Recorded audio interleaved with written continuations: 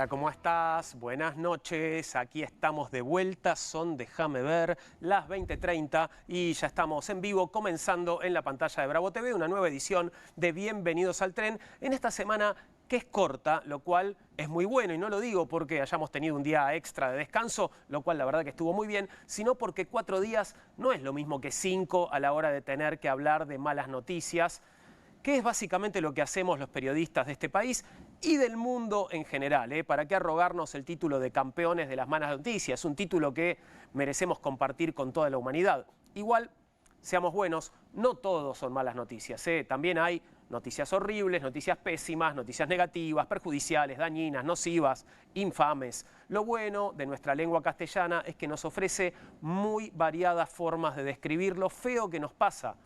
Las cosas malas pueden ser siempre las mismas, pero tenemos un montón de modos distintos para contarlas. Algo es algo, ¿eh? Y te preguntarás, ¿a qué se debe tanto optimismo de mi parte? Ocurre que empiezo a preocuparme por los malos ejemplos que empezamos a seguir como sociedad. Fíjate esta noticia. Es algo sobre lo que venimos hablando en nuestro programa. Crecen las deudas y superan los 5 millones por clientes. El propio Banco Central informó que en estos días 6,2 millones de argentinos están endeudados con bancos y billeteras para sobrevivir y que cada uno de esos argentinos debe 5,6 millones de pesos en promedio. Las billeteras virtuales están con una tasa de impago del 18%, los préstamos personales hechos por fintech, financistas con cuotas, grandes cadenas comerciales y cooperativas tienen una mora del 20% y la mora por la compra de electrodomésticos ya alcanza el 27%. La verdad, ¿cuál es la sorpresa, no? Si tenemos como ministro de Economía a alguien que en su gestión anterior tomó deuda a pagar en 100 años y volvimos a ponerlo en ese mismo lugar para que siga endeudándonos con el fondo, con los bancos, con el Estado de los Estados Unidos, ¿qué tiene de extraño que en el país todos le debamos unos miles de mangos al banco o al prestamista narco de la esquina? Al fin de cuentas, los funcionarios son un modelo a seguir y los argentinos estamos copiándolos al pie de la letra. Si entre los créditos que tomó con Macri y con los que lleva tomados con Milei, Toto Caputo, ya va por los 100.000 millones de dólares, ¿qué son 5 palitos con la tarjeta? Y en pesos, no es nada, ¿no? Y hablando de prestamistas y modelos, quien no fue funcionaria, pero parece que también empezó a ser imitada, es la tristemente célebre Gilla Murano. ¿Sabés de quién te hablo, no? Claro, la envenenadora de Montserrat, la mujer que se hizo famosa por envenenar a algunos de sus clientes y cuya historia volvió a dar que hablar por estos días gracias a una miniserie de televisión que cuenta justamente su historia. Pues bien, mira esta noticia. Es obvio lo que está pasando, ¿no? El éxito de la serie Gilla hizo que los argentinos nos copemos con el arsénico a punto de ponerle veneno al agua potable. Boom de arsénico, titulan los portales. ¿Vos decís que no es así? A ver, para un poquito. Si bien parece que un estudio reciente de las aguas argentinas detectó presencia de arsénico en niveles que exceden lo recomendado, el asunto no sería culpa ni de la minería, ni de los pesticidas, sino de la propia naturaleza, un fenómeno derivado de la geología local, explican los expertos, que recomiendan no preocuparse, sino ocuparse. ¿Será, como dice el dicho, beber para creer? Igual, modelos a seguir sobran, mira este. El tipo, concejal de Mendoza, concejal mendocino por el Partido Libertario de San Rafael, se llama Martín Antolín y circulaba en un BMW. Es un poco como el cuento de Jaimito, ¿viste? En el que mientras iba andando en bici, Jaimito le gritaba a su mamá, mirá, mamá, mirá, mirá, mirá, sin frenos. Después, mirá, mamá, sin manos. Y finalmente, mirá, mamá, sin dientes. Bueno, en este caso, el concejal libertario iba diciendo, mirá, sin techo, mirá, sin patente. Cada vez hay más autos sin patente, ¿viste? Mirá, sin vergüenza. Bueno, por hoy dejamos acá. Te propongo subirte a nuestro furgón de noticias para repasar estos y otros temas del día. Y como ya sabés, pueden venir cuantos quieran, que serán tratados bien. Saludo a mis compañeras esta noche. ¿Cómo está Fabi? Fabi Solano, ¿todo bien? ¿Qué tal, Juan? Bien, buena semana. Buena semana, largo fin de semana, pero qué bueno que estuvo, ¿no? Sí, descansamos un poco. Así sí, ¿no? Vamos por la semana laboral de 4 días, ¿vale? ¿Nos bancás en esta, Valen Castro? Muy a favor de la reducción de la jornada laboral en horas y en días. Perfecto. En ambas cuestiones. Bien, bien. Bueno, podemos empezar a militarla, ¿eh? Sí, vamos, sí. Para los que somos padres, igual tendríamos que buscar una alternativa ahí. Claro. Que la escuela siga siendo de 5. O, claro, o 4 días de trabajo y los 3 de descanso es uno sin niños. Vos lo vas a extrañar niños, un poquito, pero bueno, pero que exista un espacio donde podamos llevarlo, que ellos también son felices. Qué lindo igual es extrañarlos para después reencontrarse con ellos. Hermoso. ¿No? Dura poco después el momento del extrañamiento, pero sí, hermoso, me encanta. Esto recién empieza, es chiquito, recién Pedrito. Empieza, sí, prepárate. Chiquito. Entremos en nuestros temas de las noticias en el furgón. ¿Qué contamos este martes? Bueno, tenemos que seguir hablando del gabinete de Javier Milei porque suma una nueva carta. Esto fue anunciado el día sábado. Nuevo ministro de Defensa que asumirá el próximo 10 de diciembre. Estamos hablando de Carlos Alberto Presti. Un nombramiento que, por supuesto, causa muchos impactos de organizaciones sociales, de organizaciones de derechos humanos. Por 2 cuestiones, básicamente. Acá estamos viendo el comunicado con el que la oficina del presidente anunció esta nueva designación en lugar de Luis Petri, ¿no? Claro. Va a ingresar al gabinete el próximo 10 de diciembre. ¿Por qué digo que generó impacto? Primero porque es el actual jefe del ejército. Claro, es un militar en ejercicio. Un militar en ejercicio, es la primera vez que un militar va a ocupar el cargo desde la vuelta a la democracia. Hace 40 años que esto no ocurría y, por supuesto, genera repercusiones desde distintos sectores de la política. Ojo, no todo el mundo, por ejemplo, del campo nacional y popular está en contra de esta idea. Bueno, quien se ha expresado a favor también es un ex militar, ¿no? Bueno, un ex militar, pero digo, no es que esto se divide en derecha o izquierda, sino que es un debate que trasciende, me parece, el mapa político. Y por otro lado, me parece que lo que sí hay que prestar atención es el linaje, la historia de este señor, de Carlos Alberto Presti, porque es el hijo de un genocida, ex militar, que está preso, está condenado por delitos de lesa humanidad. Estamos hablando de Roque Carlos Presti, que, justamente cumplió una función importante durante la última dictadura cívico-militar. Estuvo en el momento, por ejemplo, del derrocamiento de Isabel Perón, comandaba el Regimiento de Infantería 7 de La Plata.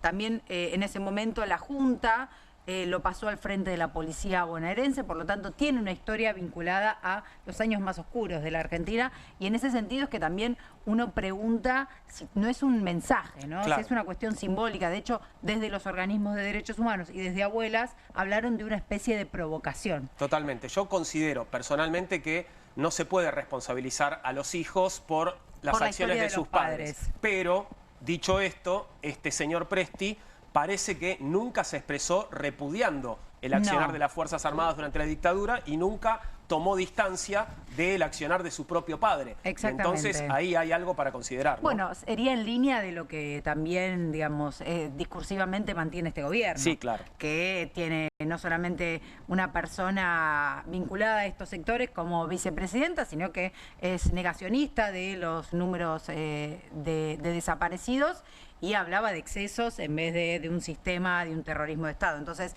no sorprende en ese sentido que se ha nombrado pero bueno, Presti va a ser el encargado de conducir la cartera de defensa en un contexto de reordenamiento también de las fuerzas y de alineamiento a lo que va a ser el poder ejecutivo. Volveremos sobre el tema. Sí, vamos a volver sobre el tema, vamos a tener especialistas justamente para debatirlo. Estamos viendo de fondo imágenes de lo que fue el acto hoy porque participó quien va a asumir el próximo 10 de diciembre en una entrega de diplomas que encabezó el presidente Javier Milei en el Salón Blanco de la Casa Rosada, y luego del acto dio sus primeras palabras, así que vamos a escuchar a Presti. Así que para nosotros ha sido muy positivo. ¿Qué implica este empoderamiento que ha buscado Milei ahora con su figura, actos como el de hoy? El acto como el de hoy es habitual, ¿no? Celebro que se haya realizado acá en Casa Rosada, a veces por pandemia o por estas situaciones, no siempre se hizo acá en el Salón Blanco, así que estamos retomando esa sana costumbre de que el presidente reciba a sus generales, almirantes, brigadieres en el Salón Blanco. Teniente, ¿cómo se prepara para el nuevo cargo, el nuevo ministro de Defensa a partir del 10 de diciembre. Sí, estoy preparado ya, así que estoy ahora articulando y pensando cuáles van a ser las mejores opciones para presentarle al presidente. Una vez que me las apruebe, las daré a conocer. ¿Y los cuestionamientos cómo recibió? El rango en el ejército, va a haber un pase a retiro suyo. Voy a cumplir lo que determina la ley para el personal militar desde ya, que ¿Y eso va a qué ser significa? todo, que voy a seguir con jerarquía militar en una situación distinta. Como ministro. Como ministro, pero está contemplado, contemplado legalmente qué es lo que corresponde a este tipo de situaciones, que es lo que voy a realizar.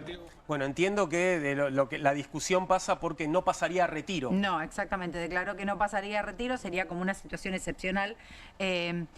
Pero, y al mismo tiempo reafirmando esta participación militar en el modelo de defensa y de seguridad del gobierno de Javier Milei para los próximos 2 años, que va a estar alineado a Estados Unidos en la mirada que tiene justamente de la seguridad interior y de los conflictos internacionales, y a mi juicio con un aumento de lo que va a ser la conflictividad social, así que hay que ver cómo, bueno, reorganiza su rol en este sentido, ¿no? Vamos a tener que estar muy atentos, pero bueno, lo vamos a debatir en la mesa en un rato. Desoyó un poquitito las preguntas que le hablaban de cuestionamientos, viste que Sí, cuando le preguntaban por eso, prefirió responder a otra pregunta. Responder a otra pregunta, bueno, es un poco lo que hacen siempre estos sectores, ¿no? Sí. No responder para no comprometerse también en este sentido.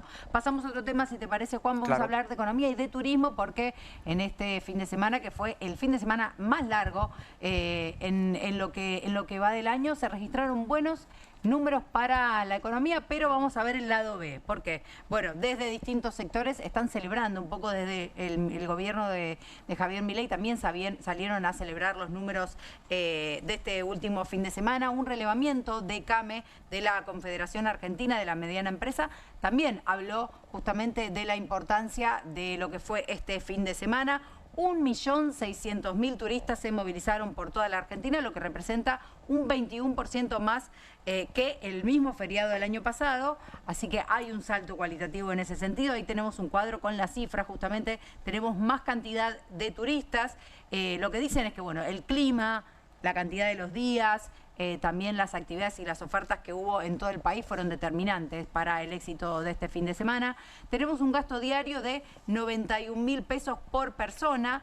Y esto es importante porque si bien hubo más cantidad de turistas, hubo menos gasto. Es decir, fue una salida un poco más gasolera, la que se generó, un 3,7% menor en términos reales a lo que fue el 2024, lo que refleja un comportamiento un poco más austero, ¿no? Cuidando el bolsillo las familias. Tenemos ahí el cuadro comparativo de los últimos años en términos de, bueno, cantidad de días de feriado, estadía promedio, gasto promedio diario por turistas.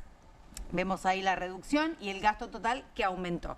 ¿Qué es lo que dicen desde algunos sectores del comercio? Bueno, lo importante es que el 60% de las operaciones parece que se hizo en cuotas, lo que estábamos hablando antes, el uso de la tarjeta de crédito para financiar un fin de semana largo, en rubros tradicionales como gastronomía, excursiones, comidas, alguna comprita, digamos, para la familia. O sea, son gastos chicos que se usan, para eso se usa la tarjeta de crédito. Claro. Y claro, desde los sectores del turismo se están empezando a preguntar, si las familias usan la tarjeta para financiar un fin de semana largo, ¿qué va a pasar con las vacaciones? ¿Van a poder solventarlo? Claro, porque muchos se entusiasman también con la idea de que esto sea la previa de una temporada rica en cantidad de gente en los centros turísticos, pero también podríamos pensar, me hice la escapadita ahora porque en el verano no voy a poder. Exactamente, ¿no? y fíjate que esto me parece se registra en las ciudades más importantes de la Argentina, que lo que dicen es que hubo un boom de turismo, pero el gasto no fue lo mismo que el año pasado. Muy acotado, cada vez más gasolero, cada vez comiendo en casa. Bueno, es un reflejo del comportamiento de los argentinos cuando baja el poder adquisitivo y aumentan las deudas, como estábamos hablando antes.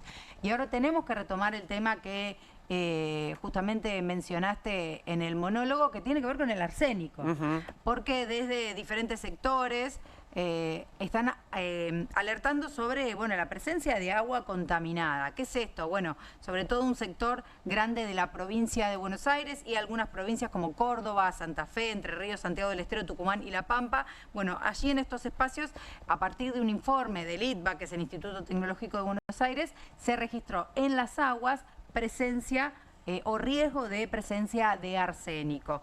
Tenemos un mapa que muestra justamente este estudio que hizo el ITBA. En ese sentido, se marcan los puntos, que son estos, los rojos significa que son los valores detectados superiores a 50 partes por billón, que es, fíjate que hay tres colores: verde, amarillo y rojo. Sí. El rojo son los que generan riesgo para la salud. Alta concentración de arsénico. Amarillo, precaución. Es como el semáforo, ¿no? Sí. Y los puntos que ves en verde es que en esas zonas las mediciones dieron bien, está todo bien. Claro, uno se pregunta, bueno, ¿qué genera el arsénico? Bueno, la exposición prolongada al arsénico genera enfermedades graves como cáncer de piel, bueno, problemas respiratorios, trastornos neurológicos, y por eso es que advierten en términos sanitarios. Y los especialistas, como vos decías, no es que dicen que la contaminación es producto de negligencia humana o alguna cuestión ilegal, sino que es producto de la propia naturaleza y tiene que ver con... Son así nuestros suelos. Sí, con la presencia en las napas. Por eso es peligroso en lugares donde no hay agua potable. Claro. Donde, digamos, no hay redes controladas y el agua llega justamente directamente desde las napas subterráneas. Perdóname, porque también nos lo advirtieron en este programa. También es peligroso que haya cada vez menos controles sobre las redes de agua potable. Eso es un problema, ¿no? Por eso AISA sacó un comunicado justamente explicando esta situación, y lo que dicen, lo tenemos, acá está, dice: AISA garantiza la potabilidad del agua distribuida, justamente transmitiendo tranquilidad a la población, ¿no? El agua distribuida por AISA no representa riesgo alguno para la salud, dice AISA, ¿no? En este momento, antes de ser privatizada. Antes de ser privatizada, la importancia de AISA y de otras empresas justamente de agua y saneamiento para garantizar el consumo de agua, que es un bien fundamental para la salud y para la vida.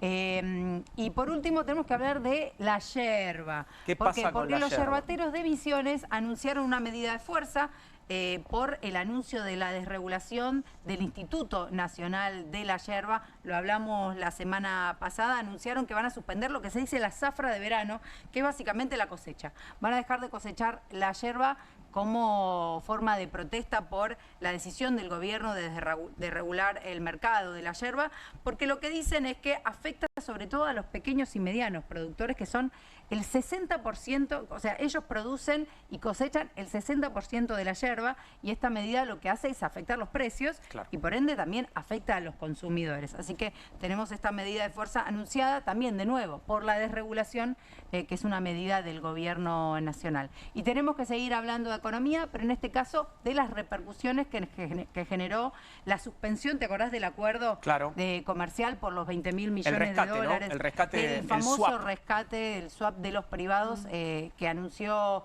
en su momento Javier Milei, se suspendió la semana pasada y ahora están empezando a generarse las primeras repercusiones. Claro, bueno, porque tenemos por delante vencimientos. ¿Cómo vamos a hacer, Valen? ¿Cuál es el plan? ¿Hay un plan? Bueno, ¿todo va a marcha de acuerdo al plan? No, no estaría nada marchando de acuerdo al plan, más bien, porque ¿qué pasó? Recuerdan ustedes que Argentina recibe un salvataje directamente del Tesoro de Estados Unidos hacia el Tesoro Nacional, y ahí Scott Bessent le recomienda al consorcio de bancos norteamericanos, bancos de Wall Street muy conocidos, que hagan también un salvataje de ellos por parte de los privados. Denle 20.000 más, denle 20.000 más, que dice le den Scott. la misma suma que Estados Unidos, que el Tesoro le había dado. Venía todo bien, supuestamente le iban a girar esa plata, pero trascendió en el Wall Street Journal que se había suspendido estos 20.000 y al final solo le iban a dar capaz que 5.000, ¿no? Esto generó repercusiones tanto en los mercados financieros locales, pero internacionales también, porque bajaron la cotización de las empresas que cotizan en la bolsa de Wall Street, de empresas argentinas, los ADR, cayeron los bonos también un 2,2%, pero lo más preocupante de todo, que es que creció el riesgo país 655 puntos. Y esto tiene que ver mucho con la deuda, porque se vienen grandes vencimientos de deuda, hay que pagar 4.500 millones de dólares a los bonistas en enero, y cada vez que crece el riesgo país se vuelve más caro refinanciar la deuda. Acá yo les traje un gráfico donde muestra un poco cómo es el perfil de los vencimientos en dólares que tenemos para el 2026 y el 2027. Miren, el 2026, 27.400 millones de dólares, el 27, 35.200 millones de dólares. Esto es nada más y nada menos lo que tenemos que pagar entre el año que viene y el próximo, ¿no? Todo esto con un riesgo país por encima de los 600 puntos, bueno, se vuelve muy imposible pensar que la Argentina va a tener acceso al mercado voluntario de capitales para renegociar estos niveles de deuda externa. Así que en síntesis, la noticia de que los bancos privados se bajan de esos 20.000 millones de dólares que le iban a proporcionar a la Argentina para hacer un rescate inédito en términos financieros, tuvo repercusiones y va a tener repercusiones también en el corto plazo en términos de deuda externa. El primer pago lo tenemos en enero. Exactamente, en enero hay que pagarle a los bonistas 4.500 millones de dólares que hoy todavía el gobierno no los tiene, ¿no? Okay. Que hay que ver si efectivamente se activa el swap de Estados Unidos para pagarle cuando tengan que vencer, porque esa es plata que no se puede refinanciarlo, tienen que pagar cash en ese momento cuando se vence en enero. Bueno, veremos, seguramente ese dinero va a aparecer, Valen, porque de alguna forma no va nos a van a aparecer. dejar solos. Exactamente. Claro que sí. Vamos a entrar en el primero de nuestros temas de conversación, tiene que ver con algo que ya te adelantamos, la designación en el Ministerio de Defensa de un militar en ejercicio, Carlos Presti. Nos visita Pablo Nicoletti, es el presidente de la UCR de la ciudad de La Plata, y de hecho Pablo ha hecho un posteo, bueno, bastante duro con respecto a la designación de Presti al frente del Ministerio de Defensa. ¿Cómo estás, Pablo? Buenas noches. Gracias por venir. Hola, buenas noches. Gracias por la invitación. No, por favor, a vos gracias por venir. Bueno, me gustaría que primero un poco cuentes por qué, digamos, objetás la designación de Presti, tal como lo contaste en redes sociales. Entiendo que lo haces a tu nombre, pero también a nombre de la Unión Cívica Radical, ¿o es a título personal? No, el comentario empezó a título personal, pero obviamente después yo soy presidente de la Unión Cívica Radical de La Plata y nos reunimos en el partido y sacamos un comunicado institucional. La verdad, nosotros rechazamos la designación, fundamentalmente porque entendemos que nos parece una barbaridad romper una regla democrática básica, que es que un civil esté a cargo de la defensa de nuestro país. Y esto, ¿por qué es así? No porque haya un componente personal con la persona, porque el padre y demás, sino porque es una regla básica de la democracia, de cualquier democracia moderna, y es una regla básica de cualquier república. ¿Y esto por qué? Y porque ¿a quién va a obedecer a un militar activo? ¿A su fuerza o a los intereses del país? Entonces, para nosotros eso nos genera un enorme conflicto de intereses, está clara su pertenencia corporativa, y además hoy hablamos de algo que era el consenso democrático a partir del año 83 y de los momentos que nosotros tan oscuros hemos vivido en este país. Bueno, la Ley de Seguridad Interior y de Defensa Nacional claramente hablan de que tiene que haber un civil a cargo de la defensa. Digo, ¿por qué? Para no despertar dudas corporativas de a qué interés responde. Bueno, y nosotros lo que vemos que uno de los grandes problemas de este país es que estar permanentemente violentando reglas institucionales, porque es lo que produce falta de certeza, de confianza, que es la mayor responsabilidad que hoy tenemos nosotros los argentinos como sociedad. Bueno, esto es lo que despertó nuestra preocupación del comunicado, el perfil de la designación, y bueno, y a partir de eso empezó todo esto del ida y vuelta de Twitter y el ejército de troll que atacaban tratando de defender y demás. Y la verdad, el ida y vuelta estuvo interesante, porque yo les decía, mirá, usted que tiene obediencia debida, digo, por los defensores del gobierno nacional, con Estados Unidos no hace esto. Estados Unidos no nombra a un secretario de defensa en actividad, está prohibido, y tiene que haber una situación súper excepcional para que esto ocurra. Y bueno, y a partir de ahí empezó el debate. Pablo, desde los sectores de derechos humanos, además de todo esto, interpretaban el nombramiento como una provocación, como una nueva provocación en el marco de una política sostenida, ¿no? de violación, como decís vos, de las convenciones sociales que hemos logrado en estos últimos 40 años. Pero en ese sentido yo quería preguntarte, digamos, ¿cuál es en lo pragmático? ¿Cómo puede cambiar la mirada militar sobre los roles y las atribuciones de un ministro de Defensa? Mirá, un ministro es un político que administra intereses. Sí. Y interrelaciona, discute presupuestos con sus otros ministros y interactúa por orden del presidente. Un militar activo responde a su fuerza y está formado para obedecer. Entonces, claramente hay una disociación enorme de funciones. No pasó nunca acá. Uno por ahí lo pone en un lugar menor, pero es muy fuerte la formación militar que tienen los integrantes de la fuerza y es muy disímil el rol que tiene que cumplir como ministro. Hay una incompatibilidad enorme. Entonces uno parece que cuando habla de reglas institucionales o de la república habla de conceptos muy abstractos. Pero la verdad que no respetar esto es básicamente gran parte de los problemas que hoy tenemos en este país. Entonces, pareciera que porque los organismos de derechos humanos se despiden o demás, empieza una ideologización sobre por eso la te preguntaba designación. En lo práctico, sí, ¿cuál es la diferencia? Pero acá no estamos discutiendo si Presti sí, si Presti no, si está formado sí, si no. Lo que estamos discutiendo es que están rompiendo una regla institucional básica. Y están violando la ley, por lo que decís también. Y lo que no se está respetando es la propia república. Entonces me parece que nosotros tenemos que alertar cuando esto ocurre, porque esto es lo que hace que nosotros perdamos seriedad en el mundo. Digo, en cualquier ámbito, ahora nos tocó en este tema de defensa, pero también cuando hablamos de economía ocurren temas parecidos. Y cuando hablamos de justicia, que no nombramos los jueces de la Corte, pasan temas parecidos, que no hay seguridad jurídica. Y así estamos permanentemente transgrediendo las normas. Y esto para nosotros, sobre todo en mi partido, es una enorme preocupación, que nosotros tenemos una historia de defensa de las instituciones, de defensa de la democracia, de la libertad, de la verdadera libertad, esa libertad que uno respeta la opinión del otro y tiene tolerancia, ¿no? Y no anda agrediendo u ofendiendo a los demás. Entonces para nosotros esto es una preocupación. Y después, permitime agregar, en La Plata hay un componente específico en la designación.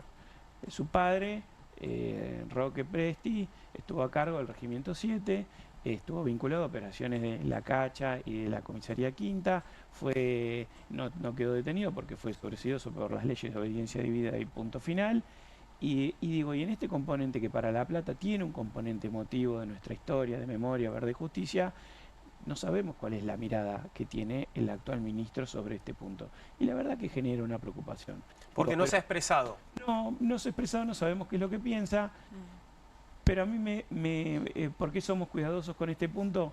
Porque no queremos ideologizar la discusión. Para mí el problema es romper una regla democrática básica, transgredir las normas y no respetar la república. No, Presti sí, Presti no, y el perfil. Pero esto, yo que soy de La Plata, es un componente que en mi comunidad impacta con fuerza. Exactamente. Recién decías, bueno, romper las reglas democráticas, ¿no? Y lo que no es llamativo, que no es la primera vez que sucede eso. Digo, venimos de una foto de diputados, de legisladores que fueron a visitar a Astiz a la cárcel, que parece que, bueno, pasó y fue hace mucho tiempo. Pero ¿qué pasa cuando uno va uniendo todas estas lógicas que rompen totalmente los consensos democráticos, el nunca más, los 40 años de democracia, que ponen en debate esas cuestiones que creíamos que ya no íbamos a volver a debatir?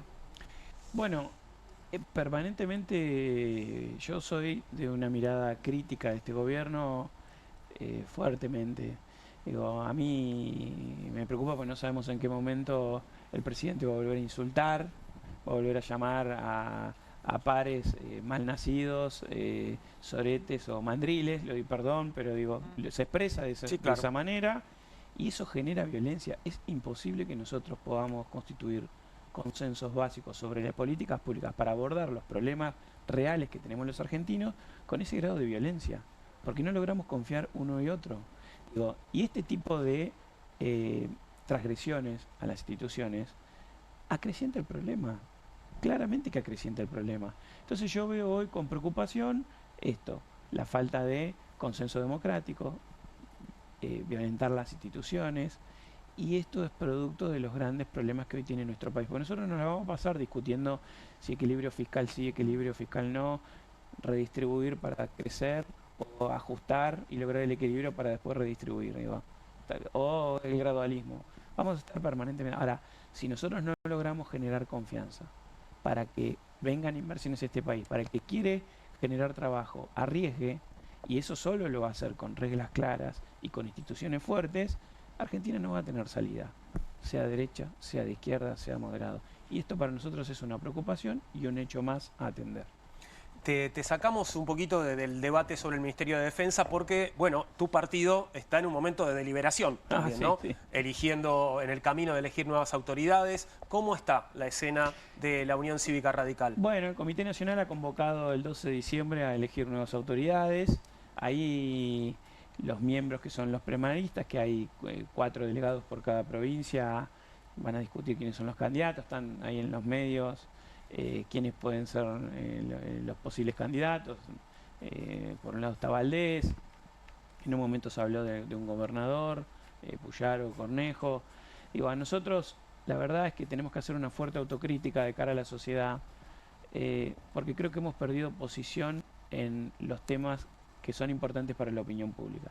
A mí me duele mucho ver que 2 radicales opinan cosas opuestas sobre un mismo tema, porque eso hace que nosotros perdamos injerencia en la discusión. Y eso es algo sobre lo que tenemos que trabajar en el futuro Comité Nacional. Lo mismo nos pasa a nosotros, a los bonaerenses, en la provincia de Buenos Aires, y es lo que tratamos de discutir en la Ciudad de La Plata. Yo obviamente soy un hombre del radicalismo y estoy convencido de la importancia de los valores que expresamos a la hora de hacer un aporte, ¿no?, a los problemas que hoy tenemos. Pero necesitamos hacerlo con claridad hacia la gente, y eso indica que nosotros tengamos que atravesar un proceso de discusión interno para poner en valor ideas que históricamente han sido importantes y que sostengo que son funcionales hoy para solucionar los problemas que tenemos en la sociedad. Pablo, recién hablabas de lo importante que son los valores para el radicalismo y que hoy ves que hay diferentes posiciones adentro, ¿no? Sí. De hecho, hay un sector aliado al gobierno nacional que acompaña algunos votos. Digo, ¿cómo repercute eso más allá del tema, ¿no? Porque por supuesto que hay temas que son más debatibles que otros. Digo, ¿cómo repercute adentro de la construcción del espacio del radicalismo, de la tradición? ¿Se generan debates adentro? ¿Se piensa en los representantes o pasa y nada más? No, tenemos un despelote bárbaro con todo eso. Pensé que era solo en el peronismo. Tienen gente con peluca. Yo creo que si hubiese dado la Convención Nacional, que es lo que debió haber pasado antes de las elecciones, hubiera terminado los sillazos, como históricamente terminan ese tipo de ya pasó otras veces. Claro.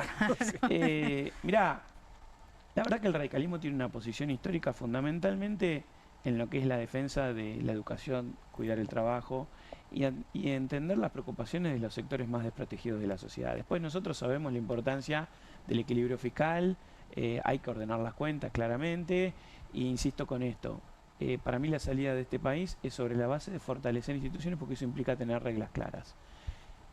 Y ahí hay un sector del radicalismo, Martín, el gobernador Maxi Puyaro, Sadir y otros, que claramente tienen una mirada crítica al gobierno con la que yo coincido, porque entendemos que de esta manera no se están solucionando los grandes problemas que hoy tenemos los argentinos. Nosotros vemos que bajó la inflación, que hay cierta capacidad adquisitiva para quienes salen al exterior porque tenemos atraso cambiario, pero en el fondo sabemos que los problemas de este país no están resueltos, para nada.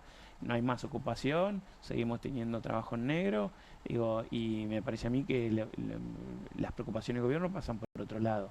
Y aquellos radicales que están siendo funcionales a las políticas que lleva adelante el gobierno nacional, me parece que lo hacen sobre la base de la especulación electoral, de que el gobierno los acompañe en enfrentar los procesos electorales de cada uno de sus distritos. Yo soy muy crítico con Rodrigo de Loredo sobre lo que ha hecho, pero él ha tenido la expectativa de que el gobierno nacional lo apoye para ser candidato a nacional único de un frente opositor a, no sé, Schiaretti. ¿Y qué pasó con eso? Y pasó lo que dice Churchill, pasó, si vos te humillás claro, para evitar la guerra, tendrás la humillación y la guerra. Y terminó afuera, y ahí está discutiendo, diciendo que va a ser candidato a gobernador, pero él había reunido un enorme capital político y lo desperdició. Bueno, y eso está pasando en la mayoría de los distritos de aquellos. Mirá lo que pasó con los diputados nacionales de Misiones. Bueno, en Tucumán, estos radicales tampoco les fue bien. Hay un caso excepcional que es el de Cornejo y Esdero, que han hecho alianzas con la Libertad Avanza, con la que, insisto, yo no coincido, me identifico más con lo que ha hecho Maxi Puyaro, que de frente plantea la crítica y tiene una mirada mucho más clara de cara a la sociedad, pero bueno, también es cierto que es la Libertad Avanza quien acompaña un gobierno provincial de tinte radical. Y eso hace que de algún modo, nos guste o no, moderen sus posiciones extremistas. Bueno, no me gusta pero lo comprendo mucho más que lo que ha hecho De Loredo u otros dirigentes radicales. Pero insisto, estamos en una enorme discusión, espero que el Comité Nacional tenga más claro cuáles tienen que ser no más claro, porque Martín los tiene claro, digo, reúne mayores consensos de todos los actores de la política en acompañar una mirada común que tiene que tener un correlato con nuestros valores históricos. Digo, ahora, la Unión Cívica Radical, no hace falta decirlo, partido más que centenario, ha colocado varios presidentes a lo largo de la historia argentina. ¿Imaginás una Unión Cívica Radical formando parte de un proyecto de poder? Entiendo por lo que decís que tu Unión Cívica Radical está más en la oposición que en el oficialismo, digamos, ¿no? Aunque tenemos dirigentes de uno y otro lado. ¿Imaginás un proyecto de poder que incluya a la Unión Cívica Radical y en todo caso a qué otros sectores? Porque parece estar claro que con ningún partido solo alcanza, ¿no? Bueno, es cierto eso, pero creo que tampoco sirve sumarse a un proyecto de poder con el cual uno no coincide en términos de identidad o ideología. Por eso te pregunto, ¿con quiénes sería? En la provincia de Buenos Aires, el radicalismo, en las elecciones del 7 de septiembre, nosotros conformamos la Alianza Somos. Y lo hicimos con partidos políticos de una identidad política similar y sobre la base de saber que no queríamos saber nada en explorar la idea de una alternativa política junto con el kirchnerismo. Más de 20 años que el radicalismo lo viene combatiendo por hechos de corrupción, por cómo administra el Estado y con quienes no coincidimos en nada, en muchas cosas. Pero tampoco coincidimos con este gobierno nacional. Tampoco estamos para armar de nuevo un gran frente político, la Unión Democrática, sin discutir cómo vamos a abordar los problemas. Y bueno, y si eso se traduce que nos tenga que llevar más tiempo que la sociedad nos escuche, por lo menos a título personal yo estoy dispuesto a hacerlo. Si eso implica que tengamos que atravesar más procesos de elecciones por ahí en un contexto complejo de mucha polarización, creo que tenemos que estar los dirigentes radicales dispuestos a hacerlo y creo que ese es el debate que tenemos que dar. Ya va a venir el momento en que la sociedad entienda que con la violencia verbal que hoy se afronta las discusiones, que entendiendo que acá se pueden resolver los problemas sin desproteger a los que menos tienen, que nosotros tenemos que priorizar lo que es la educación, cuidar el trabajo, cuidar el comercio. Hoy estamos inundados de productos chinos importados. En mi ciudad, no sé qué es lo que pasa acá en Capital, pero llevamos casi 2 años consecutivos de caída en la actividad comercial. Digo, y esto es algo, son fuentes de trabajo que se pierden. Bueno, claramente esto no va a solucionar nuestros problemas. Y nos meten permanentemente en una discusión maniquea de blanco o negro donde no discutimos realmente cuál es la discusión de fondo. Bueno, nosotros no podemos estar presos de esa discusión y al menos la discusión que voy a llevar yo desde la Ciudad de La Plata a la provincia de Buenos Aires y al Comité Nacional es mantener la línea y fortalecer nuestra identidad en un proceso de rediscusión de cara a la sociedad. Y eso tiene que quedar más claro en los temas de la opinión pública.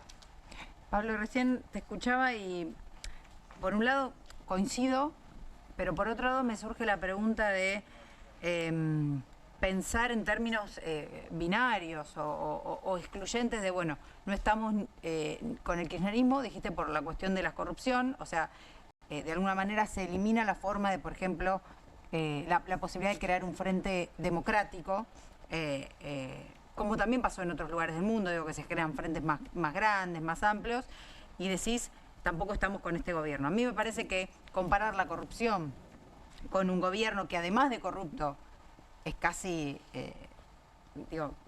presenta casi un programa, digamos, que da la posibilidad casi de extinguir a la mitad de la población, no es como, digamos, caer en una simplificación de un debate que tiene que ser mucho más amplio, porque hay que hablar de varios sectores colectivos que han sido perjudicados. Claro que la corrupción es un problema gravísimo, pero yo creo que hay cuestiones vinculadas al peronismo que son bases de la convivencia democrática, que están mucho más cercanas que lo que está pasando ahora. Con el radicalismo, pensando en poder sentar bases de debate. El peronismo, coincido con vos que el peronismo en los últimos años está mucho mejor desde el punto de vista de la convivencia democrática. Pero mientras al peronismo lo conduzca el kirchnerismo y Cristina Fernández de Kirchner, para nosotros ellos han sido un gobierno que desde el punto de vista de la ética enormemente corrupto. No lo tengo que decir yo, están condenados por corrupción. Sí, sí. Además son de tinte autoritario y han sido bastante populistas en sus políticas públicas. Digo, no ha habido una mirada de defensa de las instituciones. Y yo, si quieren, después profundizo para no dejarlo como un concepto abstracto. Y en su política económica, permanentemente han tratado de generar, de distribuir recursos como un mecanismo para crecer. Y eso está claro que a la larga desacomoda la macroeconomía y el resultado ha sido que el mismo, seguir empobreciéndonos. O sea, no ha sido un gobierno exitoso, salvo cuando tuvimos viento de cola, a pesar de ellos. Este gobierno para nosotros es la cara de la misma moneda, desde el extremo de la derecha, desde un contexto de esas fuerzas de centro derecha internacionales, esta moda que hay hoy en el mundo, pero que también violenta las instituciones. Digo, y que también tiene un estilo de gobernar populista. Lo digo cuando, no sé, este gobierno, no sé, hace poco, ¿se acuerdan? Bueno, Cuando tuvo populismo de derecha, sí, ¿no? tuvo una corrida cambiaria y negoció con los pools de siembra para que le acerquen dólares, contraviniendo todas las normas. Eso, como eso hay miles de ejemplos, como este. Digo, y acá está claro, digo, y lo menciono porque desde el radicalismo siempre lo defendemos, ¿no? Esta mirada institucional. Pero ahora, premio Nobel del año 24, Daron Acemoglu, Robinson, premio Nobel del año 25, todos están hablando de la importancia y la fortaleza de las instituciones de un país a la hora de que eso genere realmente riqueza. Digo, ¿por qué? Porque eso genera reglas claras, la gente puede prever en el año la ecuación financiera de una inversión, genera que si algún extranjero quiere invertir en el país y las cosas no funcionan, puede ir a una justicia que funciona y obtendrá derecho. Ahora, en Argentina es todo incertidumbre. Incertidumbre fue con el kirchnerismo e incertidumbre es con este gobierno. Entonces, para nosotros es muy difícil reunirnos por lo que rechazamos y desde ese lugar tratar de construir un proyecto de poder para resolver los problemas de la gente, porque claramente eso lo conduce Cristina Fernández de Kirchner y nosotros no tenemos nada que hacer ahí. Preferimos insistir con la idea de construir una alternativa de identidad radical conforme a nuestros valores, que defienda la democracia, respete las instituciones, pueda discutir con el otro con respeto, sin insultar, y teniendo una mirada tal vez más gradual sobre cómo abordar los problemas, porque digo, en Argentina, ¿por qué pasamos de emitir y tratar de recalentar la microeconomía, aunque la macro se desarme, a pensar únicamente en la macro, que ajustar y equilibrar, va a generar riqueza y después recién de ahí distribuir? Tal vez tengamos que tener más paciencia para resolver nuestros problemas, pero haya que tener una mirada más gradual y sostenida en el tiempo y con mayor consenso. Bueno, yo creo que el radicalismo puede representar eso y tendremos que trabajar para construir esa alternativa. Pablo, muchas gracias por haber venido. A ustedes, gracias por la invitación. Pablo Nicoletti, el presidente de la UCR de la Ciudad de La Plata, estuvo con nosotros hoy. Vamos a pasar a otro tema ahora, a lo que ha sucedido con el Encuentro Nacional de Mujeres durante el fin de semana. Esto terminó ayer, ¿verdad? Terminó ayer, sí, en Corrientes. Más de 70.000 mujeres e identidades feminizadas que participaron, pero bueno, no voy a ser yo la que lo cuente, ¿no? Tenemos visitas, pero también tenemos a Ana Pereira Coimbra, y Ana está en Corrientes, entiendo todavía, para contarnos un poco cómo salió todo y cuál es el balance que se hace de este nuevo Encuentro Nacional de Mujeres. Ana, ¿cómo estás? Buenas noches, te saludamos desde Bienvenidos al Tren. Hola, buenas noches. Sí, acá estamos muy contentas y contentes de este 38 Encuentro Plurinacional de Mujeres Lesbianas, Travestis, Trans, Bisexuales, Intersexuales y No Binarias, que se hizo acá el fin de semana largo en Corrientes. La verdad que fueron 3 jornadas hermosas, yo me quedé sin voz, como pueden ver,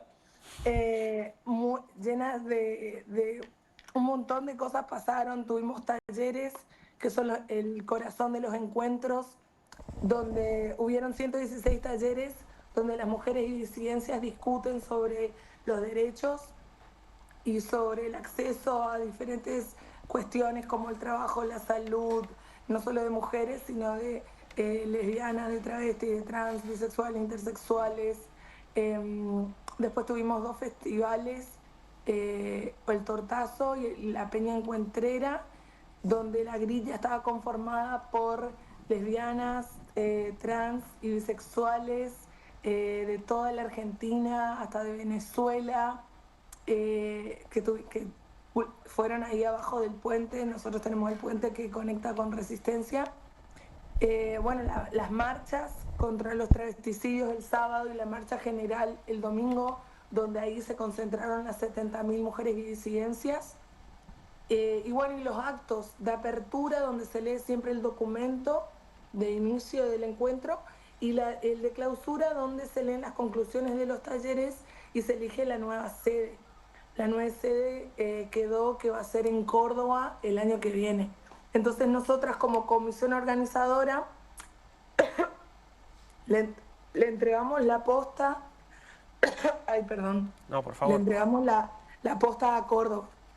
Esta comisión organizadora está conformada, la nuestra estuvo conformada por 80 mujeres y disidencias de Corrientes de diferentes tipos de partidos y autoconvocadas. La comisión en sí es apartidaria, o sea que ahí vos te representás a vos misma y no a tu partido. Y el objetivo principal de la comisión organizadora es garantizar que se realice el encuentro en la ciudad. Para eso nosotros trabajamos en conjunto con el gobierno provincial, porque el gobierno tiene que garantizar también ciertas cosas para que se realice este evento de esta magnitud, como son las escuelas. Las escuelas se utilizan para lo que se dice alojamiento en piso, que es cuando las mujeres duermen en las escuelas. Y es algo que se viene realizando desde el primer encuentro allá en el 86, donde siempre obviamente es re conflictivo porque el gobierno a veces no quiere entregar las escuelas, tienen miedo de que se ensucien, de que las rompamos y todo lo que tiene, los estigmas alrededor del feminismo, ¿no? Que van a quemar todo, que van a pintar todo, que van a destruir todo. Y las escuelas se entregaron, siempre se entregan igual o en mejor condición de cómo estaban, porque también hay que decir que la realidad de las escuelas secundarias en todo el país no es buena, por así decirlo. Hay baños tapados, hay paredes tipo rotas, hay techos rotos, hay problemas de agua. Así que bueno, en ese sentido eso fue como un poco lo que se vivió acá. Y bueno, hermoso. Creo que lo que pasa cuando un encuentro a una ciudad mueve un montón. Claro. O sea, nos movió a nosotras, a las 80 mujeres de la comisión, y te va a dejar sí o sí las secuelas y la ola, ¿no? Yo creo que ahora en más van a empezar a pasar un montón de cosas acá en Corrientes que estaban un poco más apagadas. Y nada, es re lindo, fue re lindo ver Corrientes movilizada. Había mucho prejuicio por el encuentro también, y de repente sabemos que toda la capacidad de hoteleras estuvo colmada, que los vendedores de comida vendieron como nunca, que los que trabajan de remisas o de Uber trabajaron como nunca. De todo lo que es servicio turístico también estuvo reimplicado. Corrientes es muy hermosa, no solo en la ciudad tenemos playas hermosas, sino también los esteros de Liberá súper cerca. O sea, se movió turísticamente también y económicamente la ciudad.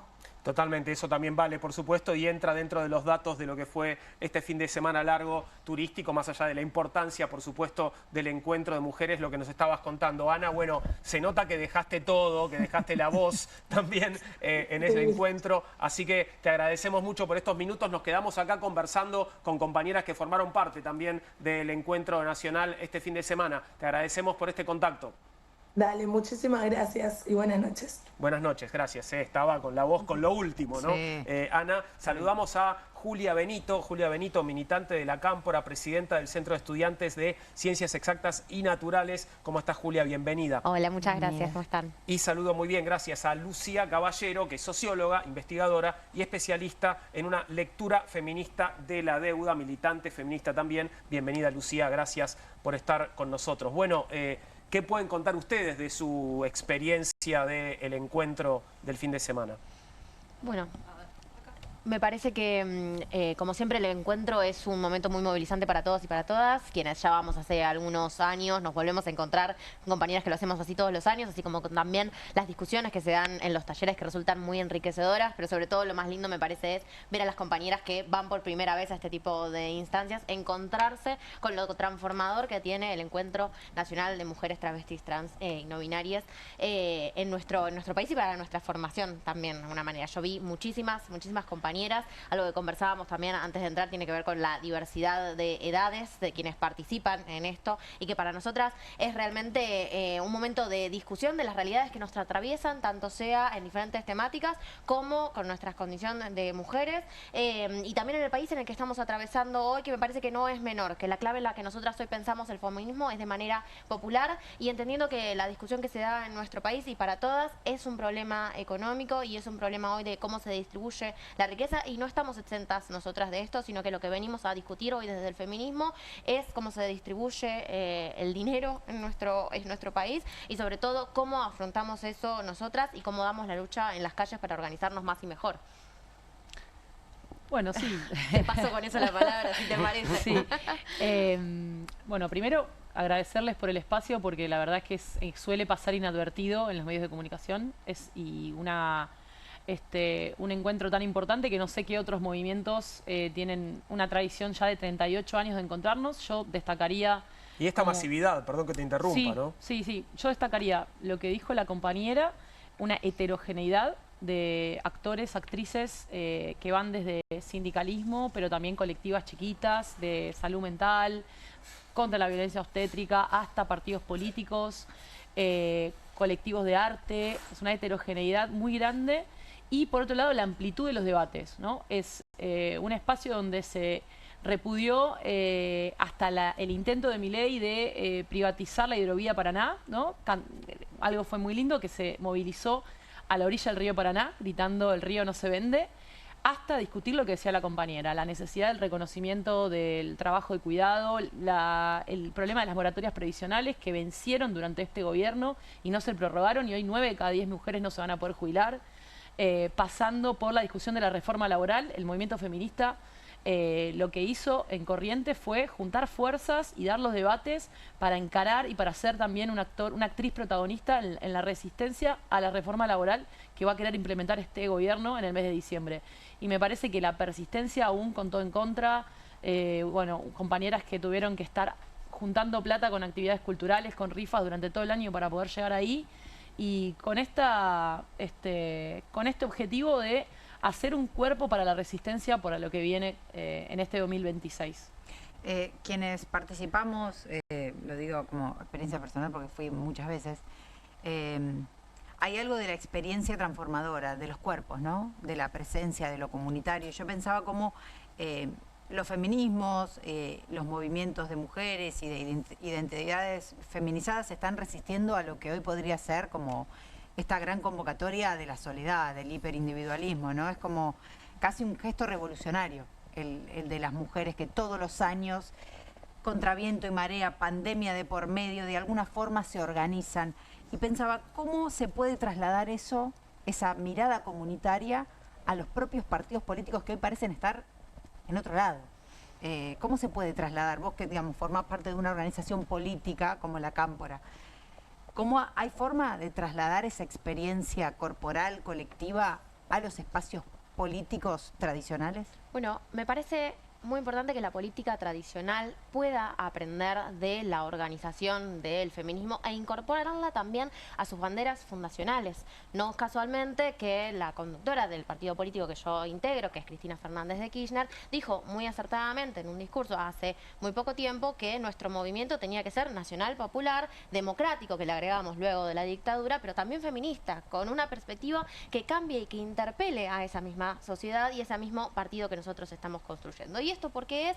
Porque el feminismo vino a cambiar la manera en la que se construye el entramado social, las relaciones entre las personas y también la forma de hacer política. En un escenario de un mundo que hoy se ve en avanzada del machismo, para mí es muy importante que volvamos a encontrarnos y que volvamos a pensar desde una lógica mucho más feminista todo espacio de organización, pero especialmente los partidos políticos, y más lo vemos así cuando los gobiernos y las derechas nos encuentran a nosotras especialmente como enemigas. Este ataque que recibimos directamente y no es casualidad que se escuche tan fuertemente este discurso de odio y este enfrentamiento directo hacia las mujeres y más a las mujeres que se encuentran en lugares de poder y haciendo política, a nosotras nos encuentra más organizadas que nunca. Yo por eso quiero también destacar que este fue el primer encuentro nacional de mujeres que tenemos con Cristina Kirchner presa y proscripta ilegítimamente, y que esperamos que sea también el último, que así sea, porque nosotras en esto de nuestra organización también nos estamos organizando para liberarla,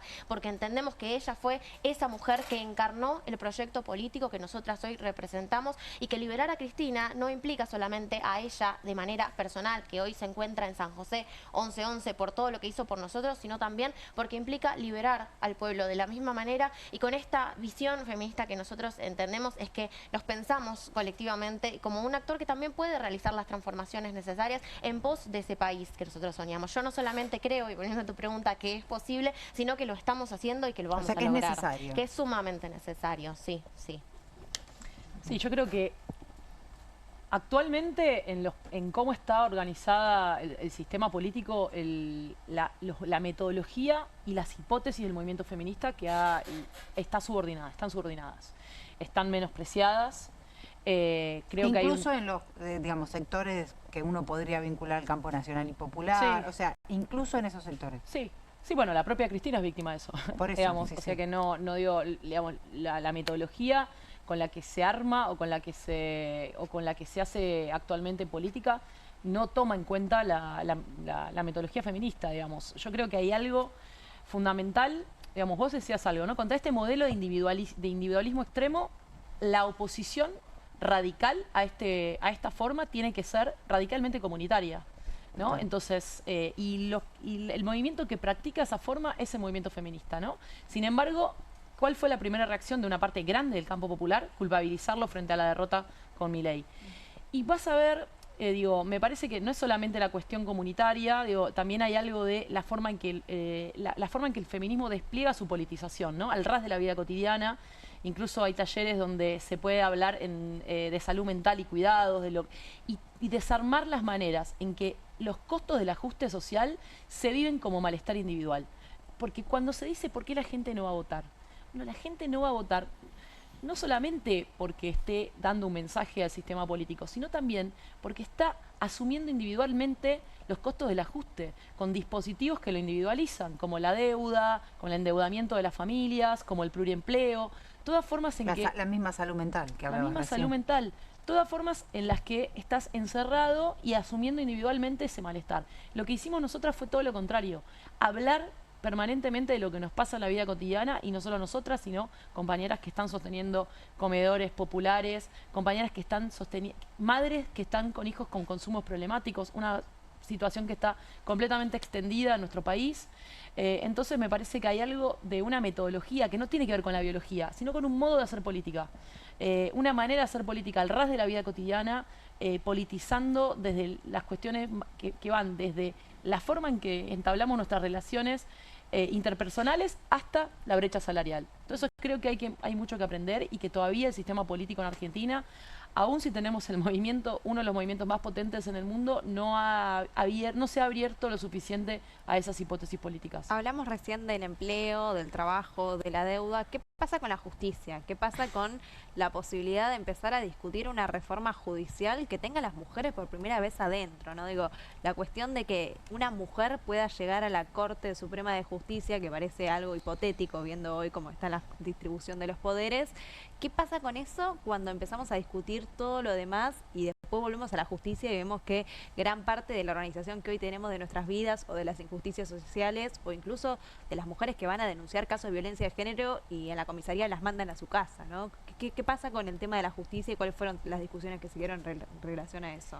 Sí, la justicia ha sido desde los inicios o desde siempre un enemigo bien señalizado por el movimiento feminista.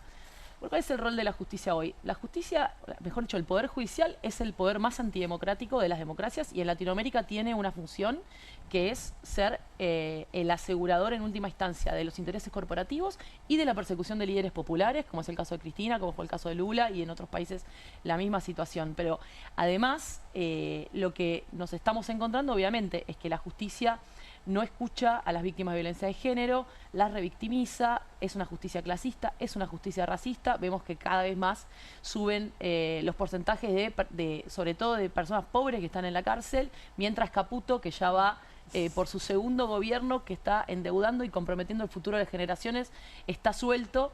Lo mismo con Sturzenegger, donde hicieron prescribir la causa del megacanje y podría seguir nombrando. La justicia, nosotras somos, o sea, si bien creemos que es necesaria la discusión de la reforma, creemos que hoy no alcanza con pedir que haya una mujer en la Corte Suprema. Yo creo que hay que discutir todo el sistema de justicia, incluso en una discusión hasta te diría constitucional, de cómo va a ser el sistema de justicia que queremos.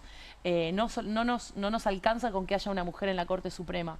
Pero como vos bien decís, si está vigente el decreto 7023, que es el marco jurídico del saqueo de este gobierno, no solamente es porque el Congreso no lo pudo rechazar, sino también porque la justicia no interviene. Bueno, lo mismo el caso de Cristina Fernández de Kirchner, que la metieron presa en 10 días y tardaron 2 años en pedir la extradición de Fred Machado, y lo que te acabo de nombrar bueno, y eso cuando vas a la cotidianidad de las mujeres te encontrás con lo mismo. La justicia es enemiga de las mujeres que no cobran la cuota alimentaria, de quienes deciden denunciar un caso de violencia de género, y seguimos. Entonces, el tema es cuestionar el sistema judicial de raíz, porque este gobierno ya hizo una reforma constitucional de facto. Y nosotros no nos podemos quedar con cambios de maquillaje, ¿no? Diciendo, bueno, que haya una mujer en la Corte Suprema. No, tenemos que discutir el rol del Poder Judicial de fondo. Lucía, hace un par de minutos aludías a una lectura, discutible por cierto, sobre el resultado de las últimas elecciones presidenciales, según la cual los supuestos excesos del feminismo tendrían responsabilidad en el triunfo de Javier Milei. Eso es una idea que en algunos sectores está instalada. ¿Cómo se desmonta esa idea? Bueno, se fue desmontando, ¿no? Porque evidentemente, por un lado, ¿cómo se desmonta, no? Por un lado, fue una forma muy fácil de evitar la autocrítica o de decir efectivamente cuál era la realidad material de las personas y el deterioro de la capacidad del poder adquisitivo, un 200% de inflación durante el final del gobierno de Alberto Fernández. Era muy fácil echarle la culpa al movimiento feminista, y después claramente lo que vamos viendo es que efectivamente, la gente cuando está demostrado que la gente no fue a votar contra el feminismo, ¿no? Fue a votar buscando una estabilidad económica, que es la que sigue operando hoy en elecciones que se votan bajo un chantaje financiero. Las últimas elecciones fuimos a votar con una población que tenía que elegir entre un mínimo de estabilidad, ¿no?, a costa de la intervención de una potencia extranjera, o la idea de un caos, ¿no? Un caos. Y entonces me parece que de tratar de construir el escenario donde en un gobierno que terminó con el 200% de inflación, donde supuestamente la gente votó contra el DNI no binario, creo que quedó desmontado, ¿no? Porque va apareciendo cada vez más claro qué es lo que efectivamente la gente valora de la estabilidad económica y demás. Entonces, creo que eso se va cayendo como hipótesis política, ¿no? Y a fuerza también de cómo el movimiento feminista también va mostrando otros modos de hacer política que el campo popular debería tomar como aportes, y no, si no caemos en la discusión de echarle la culpa a los cabecitas negras que fueron a la fuente porque se pasaron 3 pueblos, ¿no?, que dieron origen al movimiento más importante de nuestra historia, que fue el movimiento peronista. Nunca el campo popular, si se pretende transformador, puede culpabilizar a los movimientos que luchan por transformar la realidad. Entonces me parece que eso se fue desmontando. Julia, sos presidenta del Centro de Estudiantes de Exactas. ¿Qué pasa con el feminismo y la universidad? ¿Qué ven? Si ven que hay más pibas jóvenes que abandonan la carrera porque no pueden estudiar y trabajar y encima criar un pibe, ¿cómo están viendo esa cuestión en relación al rol de las mujeres y las diversidades dentro de la universidad con un ajuste tan tremendo como el que estamos viviendo? Bueno, en particular, además, mi facultad, les cuento, estaba muy masculinizada, con el auge de carreras como computación o ciencia de datos un poco menos, pero que están casi en un 70-30, en una categoría bastante binaria de hombres y mujeres dentro de los ingresantes a la facultad. Entonces, eso es muy visible. Yo soy estudiante de la licenciatura en Ciencias Físicas, una carrera que además de que fue creciendo, también fue creciendo en su proporción de estudiantes varones, y eso se ve en las aulas conforme vos avanzás en la carrera, son prácticamente todos compañeros hombres, así como también en el plantel docente. Para mí esa identificación con quienes están impartiendo tus clases es muy notable, es también como un objeto aspiracional a lo que vos podés acceder. Yo veo muy claramente hoy en nuestras universidades, desde los espacios de poder, de toma de decisión, de gestión de las mismas, así como también en los planteles docentes, de profesores, no docentes y estudiantes, que hay una gran masculinización del cuerpo, pero así también un avance de los discursos más individualistas, de creer que pueden salvarse solos y no en comunidad, y que vuelve a recaer por sobre las mujeres las tareas de cuidado por un lado, pero también las tareas de cuidado de los grupos dentro de los mismos. Creo que hay un trabajo muy fuerte en hacernos sentir cada vez más solas, que es lo contrario a lo que propone el feminismo, que es el que te propone, además de vivir en una comunidad, que sean tus compañeras las que te puedan salvar. Este concepto de la hermandad o de la sororidad feminista que nosotras tanto reivindicamos es porque son aquellas que te acompañan en estos momentos de malestar y que también te ayudan a atravesar todas las situaciones difíciles. Me parece que este concepto que nosotras trabajamos tanto hace unos años del empoderamiento feminismo, lejos de verse leído como una manera en la cual nosotras nos superamos personalmente, tiene también que ver con superarnos en comunidad y en ayudarnos a que seamos más las estudiantes que podamos atravesar las universidades. Este contexto que es tan difícil tanto para hombres como para mujeres, creo que la crisis nos atraviesa muy fuertemente y hoy son cada vez más los estudiantes y los jóvenes que no pueden acceder a la universidad. Quiero recordar que hace un año que ya se aprobó el boleto educativo y sin embargo este no se está viendo implementado. Recién hace un par de días empezamos a escuchar a algunos compañeros que se podían anotar, pero la realidad es que absolutamente ningún compañero ni compañera puede hoy acceder a este beneficio. Se está terminando el año, nosotros seguimos sin poder acceder a él, entonces tenemos más políticas de ajustes que no nos permiten llegar a la universidad y cada vez menos políticas que reivindican derechos que tanto nos costó conseguir realmente. Esto para nosotros es una política fundamental y que tiene que reformarse para el año que viene, que estamos demandándole al gobierno de la ciudad y que esperamos que se cumpla realmente. Yo creo que hay un deber en las que hacemos la militancia dentro de la universidad de poder interpelar y representar las demandas de aquellos que nos acompañan y que me parece que necesitan mucho de nosotros en estos momentos de tanta incertidumbre. Julia Benito, Lucía Caballero, muchas gracias a ambas por Muchas haber gracias estado con nosotros. Un placer escucharla. Hacemos una pequeña pausa y enseguida tal vez te llame la atención. Vamos a estar hablando de hongos, terapias que usan hongos. Se ríe. ¿Tendrá algo para contarnos? Muy bien, en instantes nada más. Quédate ahí y continuamos con Bienvenidos al Tren.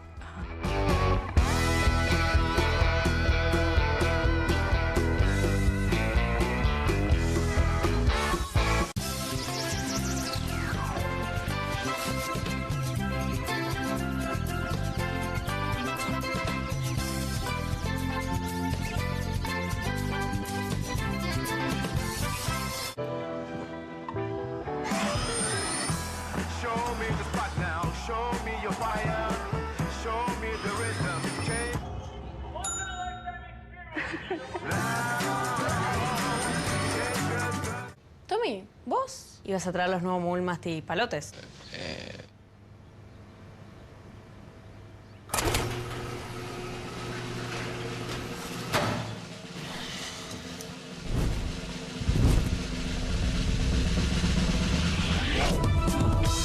Palotes, masticables y frutales. No vas a querer compartirlos, no vas a poder esconderlos. Proba los nuevos caramelos masticables de Mogul, también en su versión Extreme.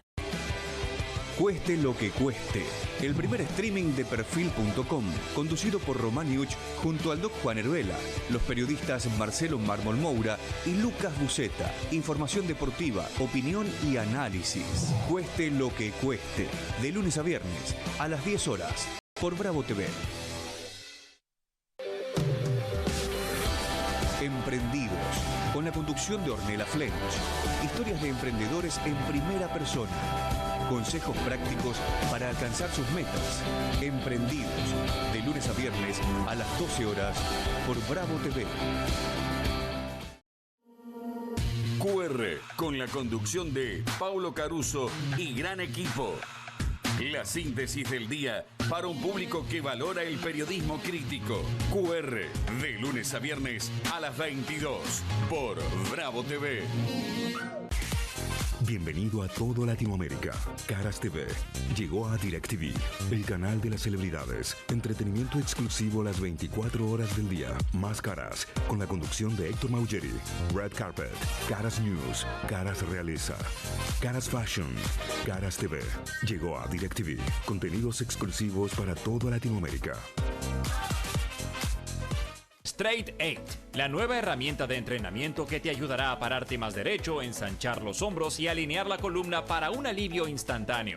Todo mientras ayuda a reducir el malestar por encorvarse. Desde el momento en que te lo pones, tu postura comenzará a cambiar. El secreto son sus 8 puntos de apoyo que se involucran en la espalda baja, espalda media, hombros y cuello, trabajando juntos para una alineación perfecta, desarrollando memoria muscular que te enseñará a pararte derecho por años. Me veo más alto, sumo el estómago, me veo en forma. La gente me pregunta si adelgacé, pero es por el Straight 8. Straight 8 es ultra cómodo, enriquecido con fibras de cáñamo que absorben la humedad para que puedas usarlo todo el día sin sudar. Se ajusta fácilmente para que pueda usarse por hombres grandes y corpulentos hasta mujeres pequeñas. Es tan ligero y discreto que puedes llevarlo debajo de la ropa y nadie notará que lo llevas puesto.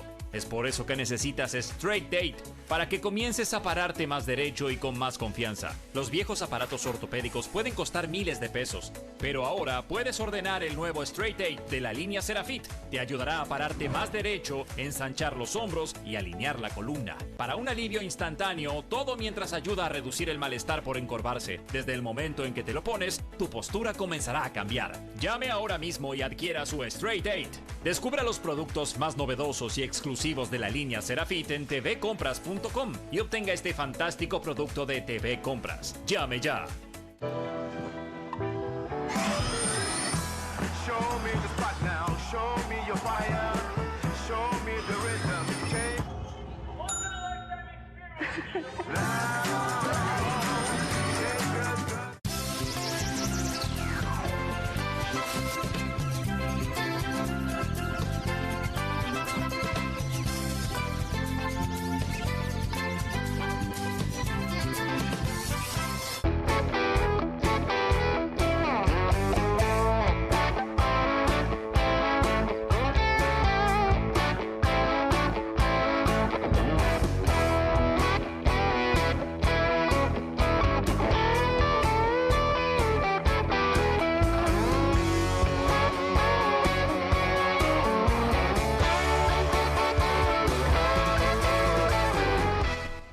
Aquí estamos de vuelta, 21:41, estamos haciendo Bienvenidos al Tren en Bravo TV, estamos en vivo y no te rías porque el tema es serio. No sé si lo notaste, pero en los últimos tiempos viene habiendo cada vez más atención sobre el universo de los hongos. Publicaciones, libros, también documentales, propuestas gastronómicas, pero también terapias que utilizan los hongos en uno o en otro sentido. ¿Qué está pasando con los hongos? Sobre esto vamos a hablar con Luis Acosta, que es licenciado en Ciencias Biológicas por la UBA y doctor en Neurociencias. Luis, gracias por estar con nosotros. Bienvenido. Por favor, gracias por la invitación. No, por favor, te hago la pregunta bien amplia y bien simple. ¿Qué está pasando con los hongos? Mira, hace un tiempito en un congreso me preguntaron por qué creía yo que los hongos estaban tan de moda y estaban instalándose. Y mi respuesta fue porque funcionan. ¿Funcionan para qué? Para atender diferentes tipos de padecimientos que tienen que ver principalmente con salud mental, ¿sí? Salud mental, y hoy ya hay un corpus también documental interesante que va hacia el lado del dolor, ¿sí? Neurodegenerativas, hay algo con autismo, ¿sí? Adicciones. Por lo general en contextos donde la biomedicina se queda corta, ¿sí? En un mundo quimicalizado, medicalizado, donde la gente está acostumbrada a consumir un montón de fármacos, incluso fármacos para mitigar los efectos secundarios que producen los fármacos, aparecen estas alternativas terapéuticas como una opción donde en la Argentina se da un fenómeno que tiene que ver con lo que sucedió con el cannabis terapéutico, ¿sí? El cannabis de alguna manera faltó el camino que hoy recorren los hongos. en el sentido del cambio de paradigma que involucra la representación social que tienen estas terapéuticas. Si antes, bueno, era chamanismo o una tontería, el cannabis, qué sé yo, bueno, no cuando empezamos a verlo, principalmente niños con autismo y epilepsia, donde discutir efecto placebo no tiene sentido. Un chico con epilepsia tiene 100 convulsiones, le das cannabis y no tiene más, no cree que le está haciendo bien, realmente le está haciendo bien. Algo similar sucede con los hongos, donde ya hay también un grupo importante de profesionales de la salud que han decidido sumarse al cannabis y hoy también recorrer el camino de los hongos.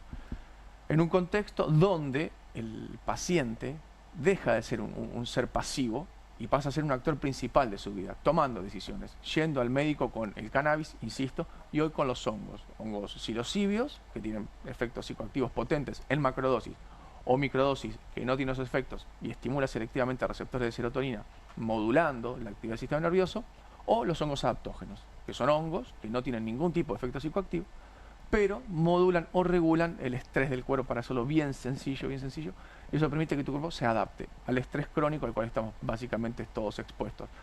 Por el trabajo, porque no te alcanza el dinero, la alimentación tiene que ver un montón, la forma de vincularnos, etcétera, etcétera, etcétera. Tiene que ver un poco con eso. ¿Y en qué tan experimental es el uso que se está haciendo de los hongos? ¿Qué tan comprobado, validado por la comunidad científica está? Bien, la pregunta está buena. En términos del uso de hongos, los psicoactivos, en macrodosis, que son los que producen los efectos potentes, comparables, no sé, a la ayahuasca o la mescalina, que va un poco por ese lado, hay evidencia científica publicada en las mejores revistas y con los ensayos diseñados como a la ciencia le gusta, digamos, entre comillas, aleatorizados, controlados por placebo y doble ciego, principalmente para ansiedad, depresión. Y después tenés todo el recorrido que ha hecho la humanidad, donde la biomedicina toma esa lógica que es propia de los pueblos originarios, la subordina a su lógica, la coopta y bueno, y la ofrece en su formato. Entonces hay muchos trabajos y es muy interesante lo que está pasando con la psilocibina en particular. Yo creo porque, bueno, está dando respuesta muy interesante a lo que tiene que ver principalmente con salud mental, donde la salud mental también se discute muchas veces, porque vos te fracturas una pierna y yo puedo hacer una radiografía y ver que te fracturaste. Te duele el hígado y haces un análisis y ves. Ya a la salud mental es por ahí la interpretación específica de profesionales y no está del todo claro.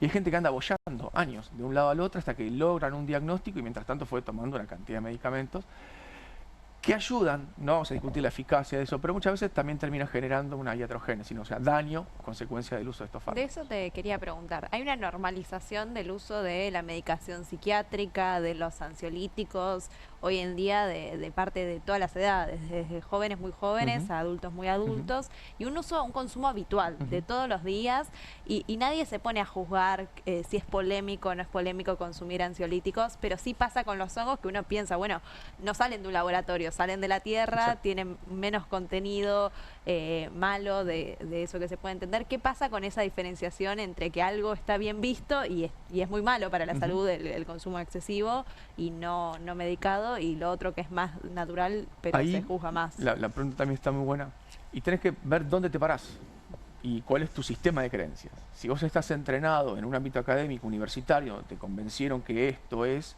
cualquier cosa que no responda a esa lógica te va a generar ruido y vos vas automáticamente a decir que no funciona, y a veces incluso sin juzgarlo. Si vos venís de otro contexto, en el que estás en la búsqueda permanente de mejorar tu condición de salud y aparecen estas herramientas, las vas a tomar y decir, funcionan. Entonces, en términos académicos, lo que yo creo que hay que empezar a discutir son las diferentes formas de generar conocimiento que existen. Ensayos doble ciego controlados por placebo es una forma, y esa es la forma en la que la biomedicina o las grandes farmacéuticas han de alguna manera obligado a que los médicos adopten como única. Pero si vas a las leyes, medicina legal y demás, nunca hablan de eso, dicen evidencia científica. Y hay trabajos publicados, reportes de casos de personas que vienen con depresión mayor, medicalizadas durante muchos años, que inician un proceso de microdosis con hongos, logran abandonar la medicación psiquiátrica, siguen un poquito más con hongos y tampoco consumen los hongos. Entonces vos lograste resolver la depresión mayor y eliminar el consumo de fármacos. ¿Eso es evidencia? Sí lo es.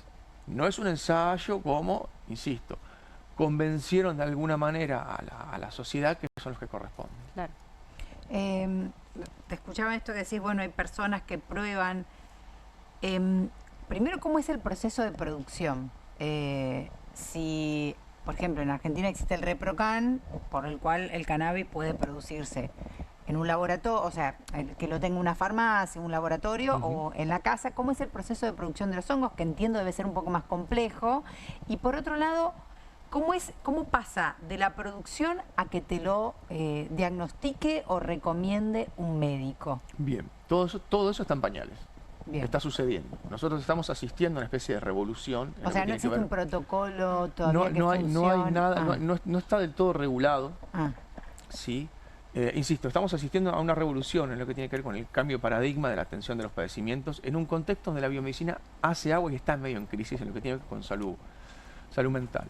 Entonces, en la búsqueda permanente, las personas llegan. Hoy está mucho más abierta la sociedad, insisto, a recibir esta información. Entonces, de pronto te escuchás que los hongos funcionan para tal cosa y demás, y ellos van al médico y le dicen, mirá, me gustaría probar con esto. Y lo que sucede, insisto, parado sobre lo que pasó con el cannabis terapéutico, muchos médicos lo que hacen es acompañar el proceso. O sea, no te expulso, no te echo del consultorio, sino que te acompaño a lo que es una reducción de riesgos o daños. Voy a acompañarte para que no te equivoques en la terapéutica. Respecto a la producción, es completamente artesanal. O se pueden recolectar. Son hongos que ocurren en la naturaleza, ¿sí? Entonces, ahí ya incluso es complejo. ¿Cómo prohibís la naturaleza? Vos podés recolectarlos, ¿eh? Es el cucumelo en el norte, de la famosa canción. En el centro de México, son los que yo creía. No, está lleno. O sea, en la provincia de Buenos Aires, en La Pampa, en Misiones, hay hongos psilocibios, paneolus, autóctonos que tienen capacidad de poder producir esta sustancia. Entonces, si vos tenés el ojo entrenado, lo podés incluso recolectar. ¿Y cómo se consume? Perdón, ¿cómo se consume? ¿Se hace, o sea, es directamente el consumo del producto? ¿Se hace un subproducto? Esto, mirá, lo más común es el hongo, lo secás y lo molés. Cuando vos lo secás, el hongo tiene un 80-90% de agua. De modo que cuando lo secás, lo deshidratás, concentrás muchísimo la molécula. Y así evitás que se degrade también. Eso por lo general se hace un polvo y se pone dentro de cápsulas. Según bibliografía, lo más común son cápsulas de 0.1, 0.2, 0.3, 0.4, 0.5 gramos. Nosotros publicamos un trabajo recientemente donde hicimos una encuesta y relevamos el uso de tinturas madres.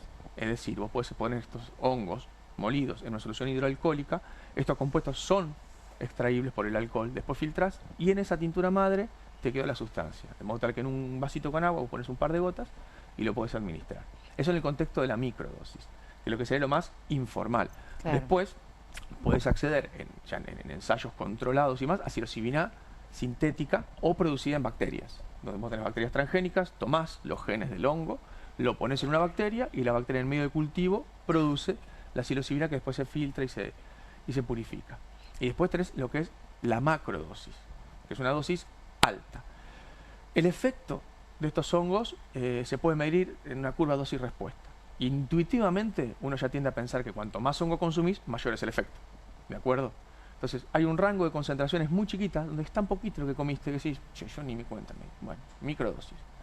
Cuando vos empezás a comer más y decís, che, ojo, porque ahora con 0.4, 0.5 empezás a sentir. Y a medida que vas aumentando, el efecto es potente respecto a lo psicoactivo.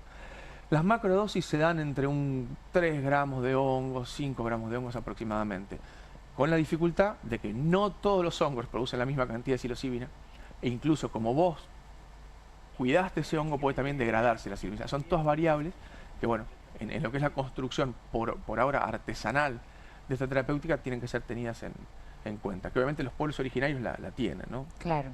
Dos preguntas quiero hacerte. Una, si genera acostumbramiento el uso de hongos, si con el hábito va perdiendo el efecto sobre el organismo. Y la otra, si hay persecución a los usuarios o a los profesionales que acompañan las terapias con hongos. Bien. Muy buena la pregunta también. Sí, estos hongos generan tolerancia. Se acostumbra el cuerpo rápidamente a la psilocibina, pero si vos dejás de administrar, se recupera muy fácil. Por eso los protocolos de administración que se utilizan principalmente tienen que ver con una estimulación. Te doy un día la microdosis y descansás 2 días. Te vuelvo a dar un día y descansás 2 días. Ese es un protocolo de Fadiman. Fadiman es una persona que tuvo mucho que ver con el uso de microdosis en Occidente, es un psicólogo experimental, residió en Harvard, un doctorado en Stanford, o al revés, no recuerdo, que publicó una serie de trabajos muy interesantes con el uso de psicodélicos por los años 60. Luego, Convención Única de Estupefacientes, prohibicionismo, no se puede hacer absolutamente nada. Él publica un libro en 2011 que es La Guía del Explorador Psicodélico, donde vos podés leer y entender cómo se avanza en una macrodosis y cómo se avanza en una microdosis. Después hay otros protocolos y podés jugar un poco. Vos podés usar dosis más bajitas, por ejemplo, con las tinturas madres y estimular de lunes a viernes. Y vas cambiándolo. Hay trabajos que muestran incluso que el protocolo es hecho a medida. O sea, estimulas de lunes a lunes con dosis altas para empezar a retirar la medicación, por ejemplo. Y luego empezás a reducir la cantidad del hongo, te fijas primero si estás medicado con un antipsicótico, sacás el antipsicótico, después un IRS, que son los inhibidores de la recaptación de serotonina que producen algún tipo de dependencia, que vos los cortás rápido y dan lo que se conoce como un síndrome de discontinuación. Y finalmente terminas retirando el fármaco y también la micro. Eso es un protocolo construido a demanda de la persona, ¿no? Entonces, hay diferentes estrategias. Pero bueno, la ventaja es que el cuerpo, si vos dejás de estimular, se recupera muy fácilmente. Y no me lo preguntaste, pero aprovecho para contar, esto no genera dependencia química. Bien, no genera adicción, lo que llamamos adicción. Exactamente. Bien. No hay chance de que esto genere un refuerzo de la conducta. Cuando uno toma cocaína, por ejemplo, se libera mucha dopamina y eso, bueno, libera dopamina en todos lados, primero la prefrontal, saca tu mejor versión, eso es un problema, porque saca la mejor versión y rápidamente esto, que es muy plástico, se adapta y esconde receptores de dopamina. Y viene la peor versión. Pero hay un circuito, que es el circuito de recompensa, que ese es ancestral, es muy viejo, no es plástico. Se formó una memoria ahí y se repite. Entonces vos, que lograste que muy rápidamente se module la actividad de la prefrontal, la parte más importante de tu cerebro deja de funcionar y tenés una parte muy primitiva que te manda a consumir y sale la peor versión de vos. Eso no pasa con los psicodélicos, no hay refuerzo de la conducta. Entonces es una discusión muy interesante para dar. Se nos acabó el tiempo, Luis. Brevemente, decime sí o no esto. ¿Se persigue a los profesionales de la medicina, de la salud mental, que trabajan con hongos, a los usuarios? Hay un grado de persecución para las redes sociales. Bien, bien. Esperemos que quede ahí entonces. Gracias, Luis, por venir. Gracias. Fue muy interesante. Yo creo que vamos a seguir hablando de esto, pero no será esta noche porque se nos acabó el programa, chicas. Así que tenemos que seguir otro día. ¿Les parece? Nos volvemos a ver mañana. Eso, nos volvemos a encontrar. Y con vos también te pedimos ahora que esperes solamente unos segundos porque voy a estar saludando a Pablo Caruso. Ya comienza QR aquí en Bravo TV.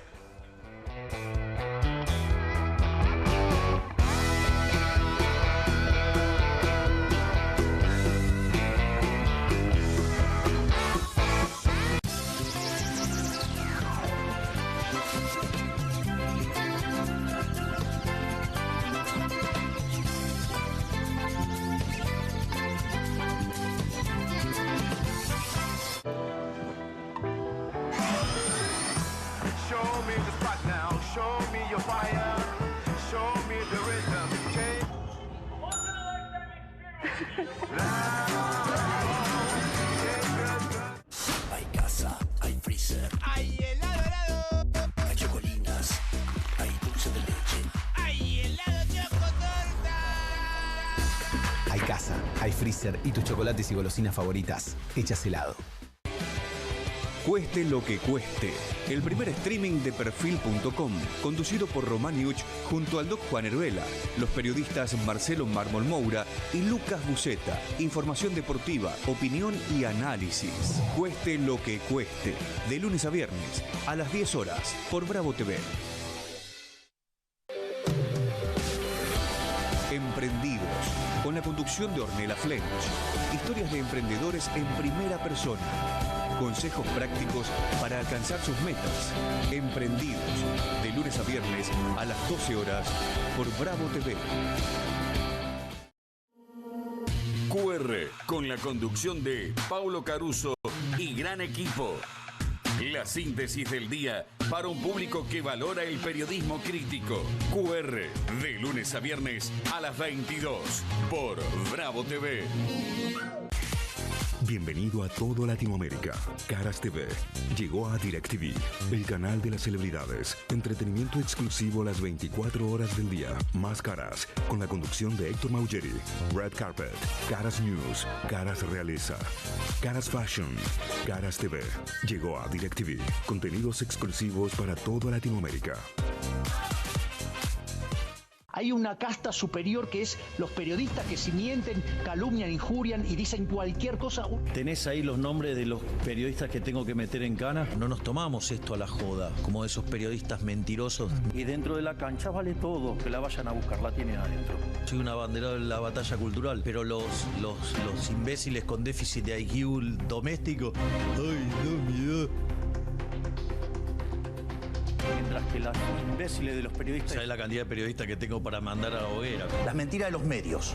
Y periodistas ensobrados, operadores, basuras. No me vengas con que son inocentes. No digo que sean tan malos como los periodistas. Digamos, raya el mal gusto propio de cerdos. Creo que es una ofensa decirle periodistas. ¿Sí? Milei odia al periodismo. Nosotros amamos al periodismo. Suscríbete a perfil.com.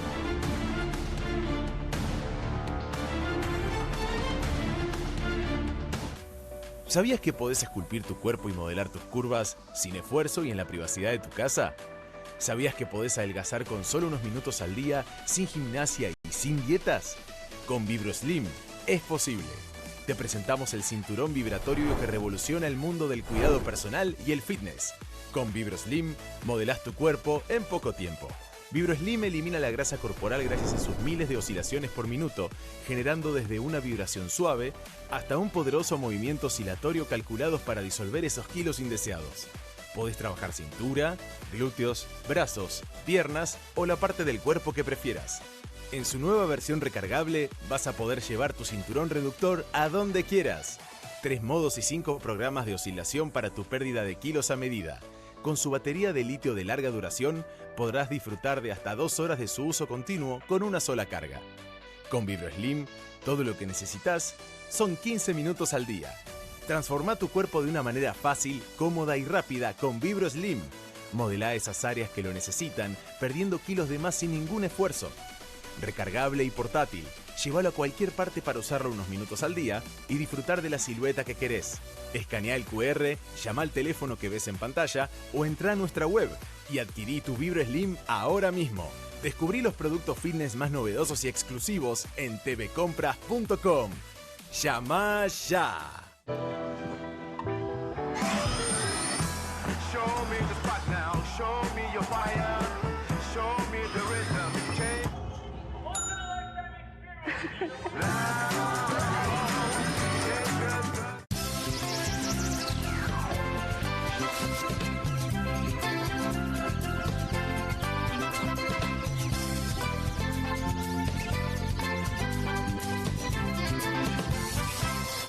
Aquí finaliza el horario de protección al menor.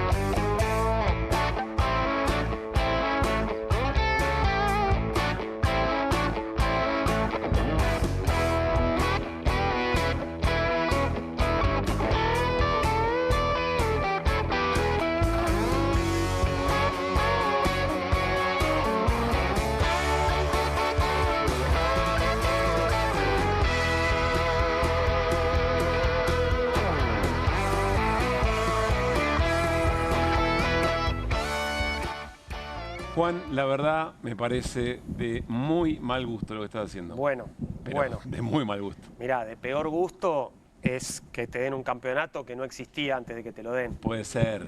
Perdóname puede que ser, te lo diga. Pero así a un compañero de trabajo. No. Igual que a sus colegas, los jugadores de Estudiantes, me parece que es un poco desubicado. Pero ¿No bueno, sentís hacé lo que que quieras. igual que obró algo así como una suerte de justicia divina? No. No. Pero Ninguna- sí sostengo que la AFA nos hizo mucho daño y que eso en algún punto algo incidió. De todas maneras, viste que siempre trabajo en mi cuaderno. Sí. Estoy anotando esto porque tarde o temprano... Sí. Tarde o temprano, viste cómo es el fútbol, ¿no? Sí. Ujú. Mirá, en Créeme. Bienvenidos al Tren, en Bienvenidos al Tren, corresponde que te dé la espalda. Pero te voy a dar el frente en QR. Te tengo que felicitar. Gracias. De todas maneras, por lo bajo, ando masticando un poquito de bronca, como Perdón. sabrás. ¿Cómo Muy estás? ocurrente, doctor, le diría a Marcos Mustok, a Daniel Rabinovich. Grita gente en el control, no sé qué gritan, sí, pero gritan. gente que grita, Sí. que ayer la pasó muy mal, eventualmente, pero bueno, qué sé yo. Sí, claro, perfecto. Lindos, Ya va a igual, llegar el graf, no te más allá de que no estuvo bueno, digamos, porque ¿Sabes sé por que- qué no hay graf? Porque si tuvieran que poner un graf ahí, te dirían cosas. El graf de la vergüenza. Escucha, lindos partidos de octavos de final, más allá del resultado que para vos no fue grato, me parece que hubo emoción. Claro, lo dice el que ganó 2 Bueno, a 0, está bien, no sí. muy tempranito. Sufrí también, ¿Qué vas a porque ver? Boca empezó jugando mal, Talleres nos peloteaba al Sí, principio. eso es cierto. Pero bueno, sí, vos decís como espectador neutral. Como espectador neutral, me vi todos los partidos. Por eso te digo, me vi No, yo partidos que me también, involucraban sí. y los que no me involucraban. Claro, pero vi la viste que final de la Copa Sudamericana también. Hacerte el espectador neutral después de que ya clasificaste no es igual. No, yo ya venía haciéndome el neutral de antes, porque pensá que Boca jugó el domingo y yo Sí. ya venía neutral desde el sábado. Está bien, bueno, estabas en la expectativa. Sí. Nada, eso. Después en un ratito vamos a hablar sobre el tema. De todos modos, me quedo un cachito ahí y quiero invitarlo. Tenemos un programa hoy en QR de mucha tensión, porque todos los temas, aunque viste que en Argentina parece que no pasa nada, pero de fondo está pasando un montón. Y sí. Entre otras cosas, todo lo que tiene que ver con la presidencia de la AFA y un presidente que pone en el sillón de Rivadavia la camiseta de Estudiantes de La Plata, que no es poco decir, ¿no?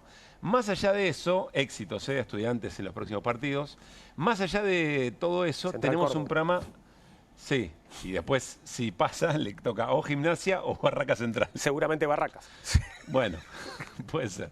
Ojalá le cobre un penal en la mitad de la cancha. Dicho esto, tenemos un programa de verdad con mucha cosa vinculada al momento económico, vinculada a consensos de la democracia que son desafiados por lo menos.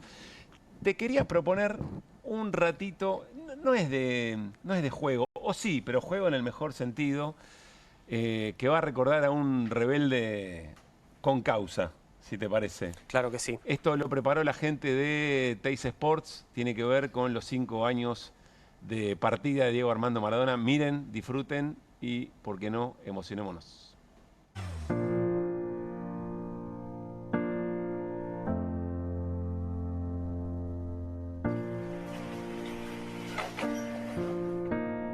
Vine hasta aquí para poder abrazarte y sentí que ya tus brazos se niegan a ir hacia los míos lentos. Hoy vine hasta aquí dejando atrás el sabor a ciudad, que la amargura que intento cambiar no sea mi alimento.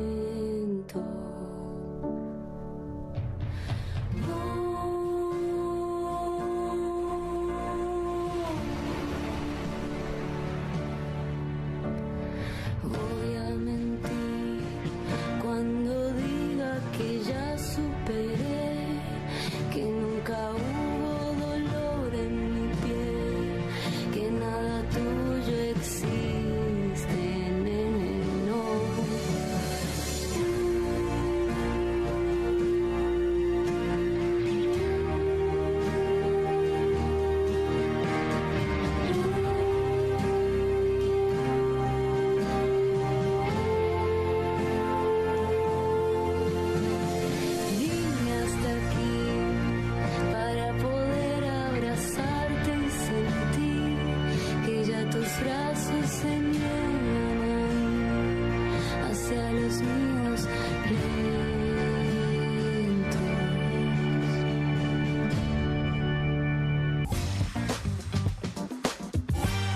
Hermosa Qué producción de TC Sport ya hace algunos años, pero de las cosas más lindas, sobre todo por el verbo jugar, Juan, que a mí me encanta, de los verbos que más me gustan. Y qué lindo la pelota agradeciéndole a Diego, ¿no? Gracias por jugar conmigo. Y un detalle. Extraña.